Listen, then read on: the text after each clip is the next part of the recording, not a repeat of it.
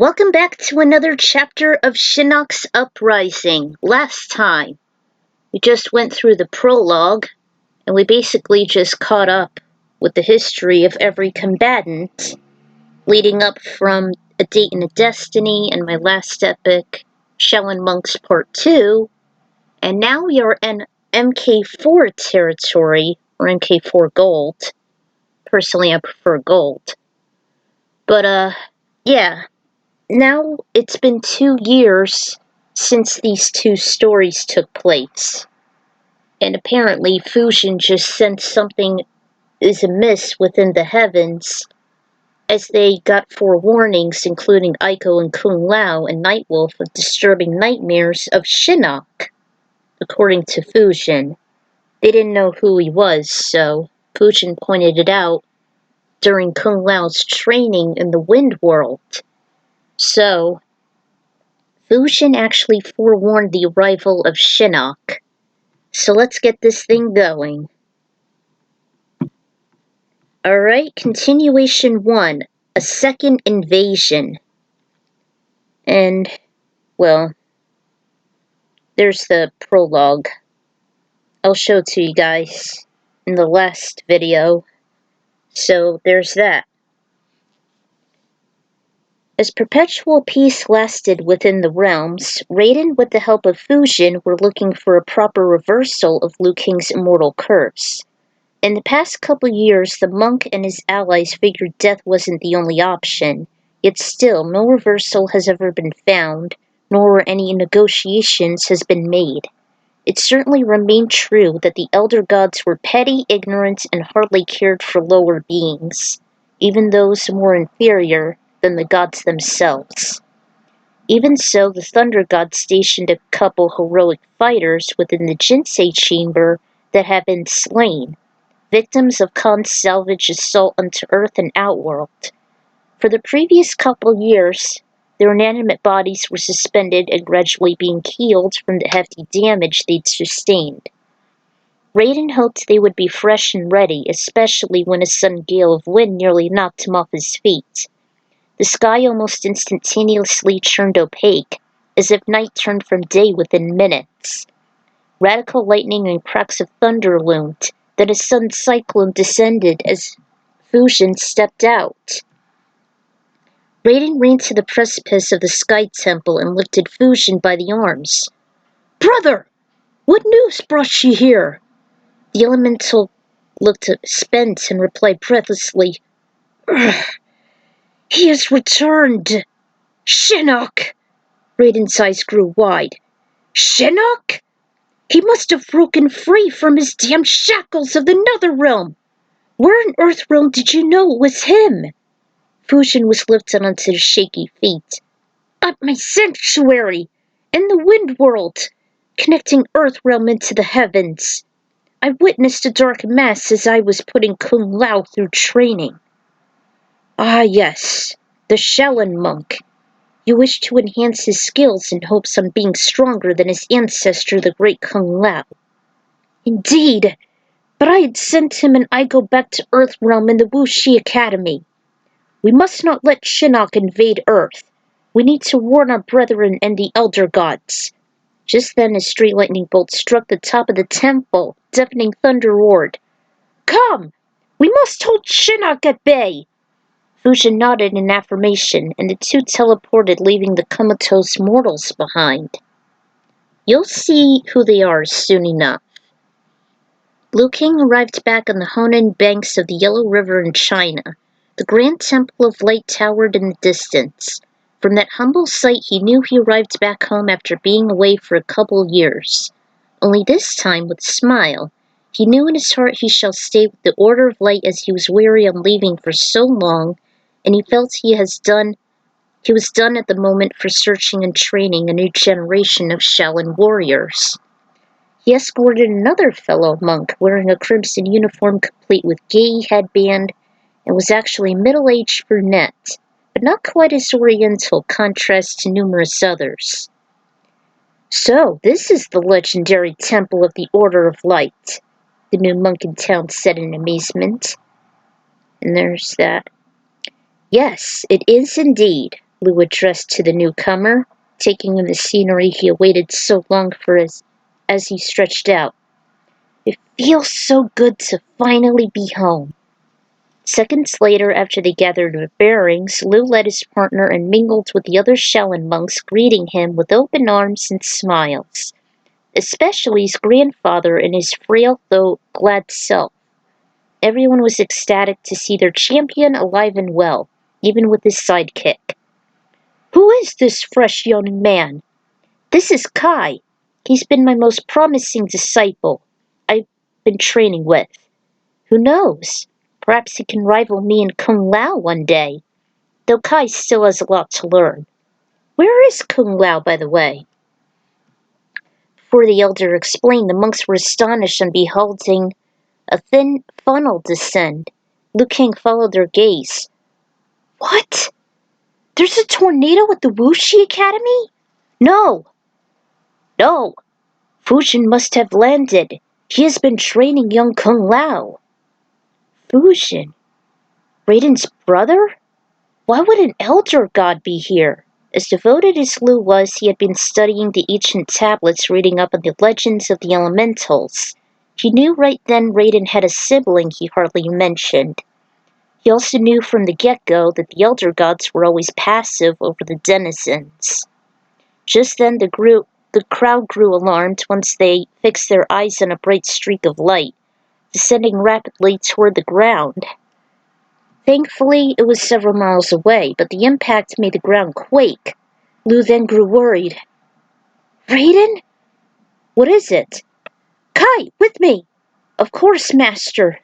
He bowed before he ran off with the champion, climbing up the hills instead of traversing through the river yonder. Somewhere inside the compound, the shaman Nightwolf was punching around his spanking new motherboard. The large LCD screen displayed the rivers and everything seemed normal. So far, so good. The sensors are processing quite nicely. There was clearly no other Matoken that was skilled in ingenuity as he was. Not too shabby for a shaman, if I do say so myself. He reached down and petted Kiba, panting. Suddenly an alarm flashing red went off. It was the same type of security system he installed while advancing their subterranean base before it was flooded by the start of Khan's invasion. Hold up, Kiba! We got some disturbance in the air. At first he was suspecting a large neon red portal, aka a rip as he called it, in the Earth's dimensional fabric. It was nowhere near what he expected as he silenced the alert. Instead, sensors picked up a ray of light dropping and slanting from the vermilion sky. Going in for a close-up. The camera zoomed in and expanded the sight. Nightwolf's keen vision. Wait! This isn't some ordinary comet. It can never waver its trail like that. Switching it to infrared. I'm losing it. Switching into infrared. I'm losing it. As the streak blasted onto the distant landscape, the compound felt the aftershock. His pet yelped and growled. I don't blame you, Kiba. This is not some ordinary phenomenon. Luckily, there's been some minimal damage. Hang on, maybe I can rewind and pick up the anomaly. He did just that as the sensors had shown an unusual blurry shade inside the tip of the ray of light. The shaman's face fell. This might belong to one of the fallen gods. Raiden! Kiba let out a high-pitched whine in distress. I can't agree more. Something just doesn't feel right. This is no act of nature. Come on, Kiba. They both ran out and followed the trail to the landing site. At the Lin Kuei Ninja headquarters, consisting of multiple-story propaganda, Sub-Zero and Smoke witnessed the same streak of light descend, only they were just 50 miles away from the Wuxi Academy. So, the impact was slightly closer. The Cryomancer ordered his partner to stay put while he went out to investigate. Unlike last time he joined Heroes, Sub-Zero no longer felt ashamed on hiding from his once corrupt clan. He decided to wear his usual violin uniform, and the scar was fully healed. It's as if he looked like the spitting image of his elder brother, Bi-Han. At that same time, the funnel dropped Kung Lao and Aiko gently onto their feet, and following their uproars calling out for Raiden and Fusion, Nightwolf and Kiba ran to the duo. Aiko was ecstatic to see the beloved Pooch again, though Kung Lao was less phased. Nightwolf, have you seen Fusion around? No, Lao, but we just saw a large streak of light fall onto the land several miles south, across the Yellow River. I believe one of the gods must have fallen. I sense there's grave danger involving Earth's atmosphere. Shinnok. What? Fusion was warned the two of us about Shinnok. He thinks he's risen from the Netherrealm. It could either be him or Raiden involved in this. The motion detectors picked up the unusual occurrence. We should proceed to it. Right. We could take my dragon jet and fly to the designated area. I'll be the pilot and guide it to that location. Let's go. Lowry adjusted the hat. Aiko followed. Near the Bayan Har Mountains, a smoking meteorite was shown. Liu Kang and Kai were the first to arrive on the scene.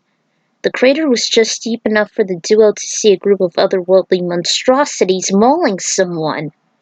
Just several feet above, the dragon jet was heading to the same location. Nightwolf followed the shining dot in his Doppler. There it is! The aircraft flew over the huddle of Onis Kung Lao recognized. Liu Kang! He's down there! Aiko startled as she set up. Fasten your seatbelts. I'll be firing our phasers. With a clear shot, one of them was smothered. Then the monks pitched in as they leapt down. Remember everything I taught you, Kai. Your spirit must be pure, and your body must be ready for anything. You can count on it! Put their dukes up, easily fought off the Onis. The dragon jet swooped in just to take another direct hit on the demons. It landed, the trio stormed out. With the ganging heroes, the Onis were down and out within minutes. Seeing the unconscious victim, the cardiokinetic managed to drain some of the Oni's energy onto the unfortunate man in hopes of reviving him. After the brief showdown, Kung Lao and Aiko ran to his side. Fusion! Are you okay? What's happened? After a union would transpire, everyone heard a sharp clap of thunder and a flash of light. By the time their eyes cleared, in stood Raiden behind the group. He urged them to spread out while he tended his brother's wounds. Fusion moaned as he began to stir, and the Thunder God was relieved he wasn't in the brink of death, or at least weakened to a lower state of existence. 'Cause, gods are known to devolve into mortals when they're too weak. He stated as an elder god lost its vitality, it would sometimes be reduced to a lesser being, withering close to death.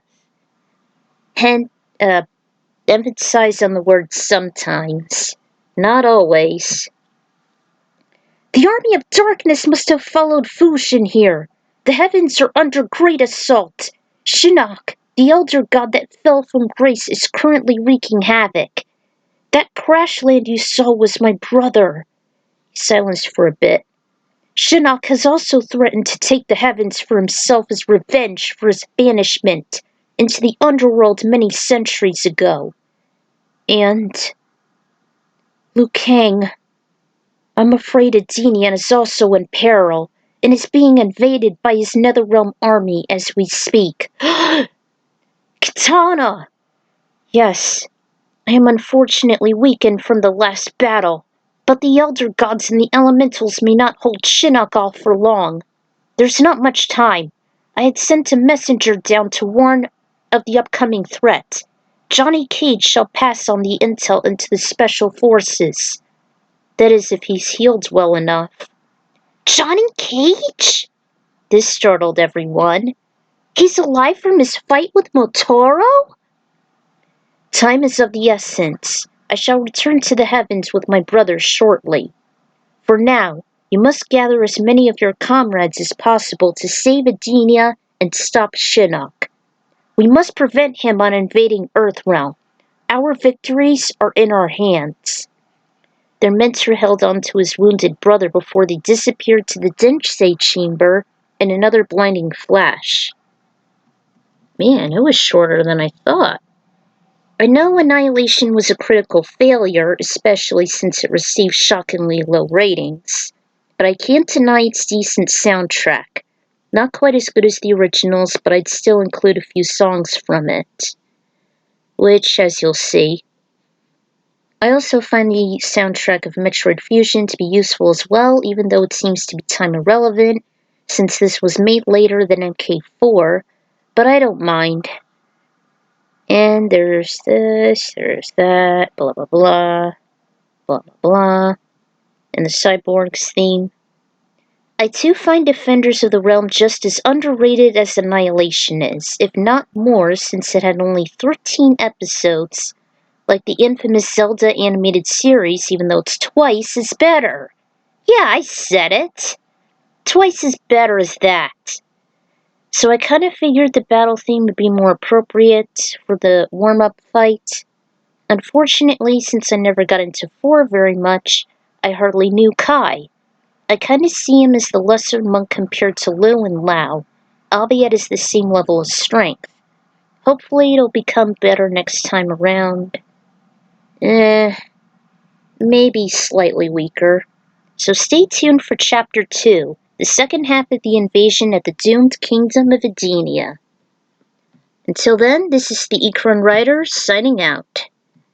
So stay tuned for that. Later.